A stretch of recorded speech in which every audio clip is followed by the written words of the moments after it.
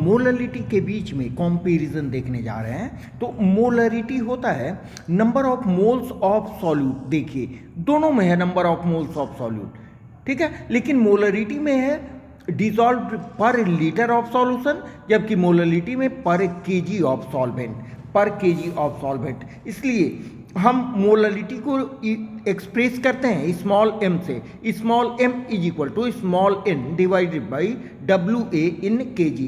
WA है mass of solvent in kg, ठीक है, जबकि यहाँ पर कैपिटल M से रिप्रेजेंट करते हैं मोलरिटी को, और मोलरिटी इज इक्वल टू हो जाएगा small n number of moles divided by volume of solution in litre.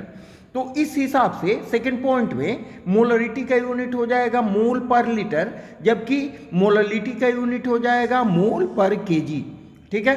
Third point में हम क्या करें, नंबर ऑफ मोल्स को गिवन मास बाई मोलर मास से कन्वर्ट करते हैं। देखिए यहाँ नंबर ऑफ मोल्स को, तो क्या हो जाएगा WB बाई MB, ठीक है, multiplied by V of solution in litre, जबकि ये हो जाएगा WB by MB into mass of solvent in kg, ठीक है। जब अभी देखिए यहाँ पर WB in gram divided by volume of solution in litre यहाँ भी दिया गया है, ये होता है strength of solution.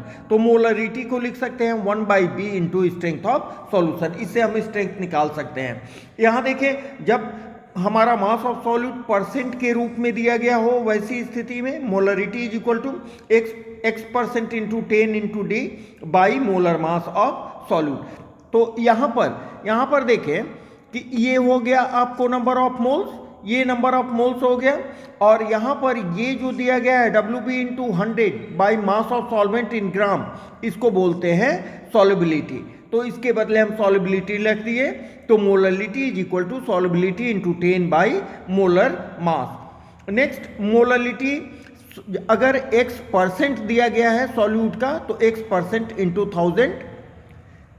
1000 divided by molar mass into 100 minus x, ठीक है। अब मोलरिटी ऑफ डाइल्यूशन में देखें M1V1 is equal to M2V2। M1V1 क्या है, बिफोर डाइल्यूशन एक्सप्रेशन है, और M2V2 आफ्टर डाइल्यूशन एक्सप्रेशन है। यहाँ M1V1 M2V2 का वैल्यू आपको दिया गया है, ठीक है। तो इन दोनों को बढ़िया से आप कॉम्परेटिव स्टडी कर सकते हो, और ये चैनल आपको बढ़िया लगे तो जरूर इसको शेयर करें, सब्सक्राइब करें और दूसरों तक भी पहुंचाएं, अच्छे पॉजिटिव कमेंट दें। ओके।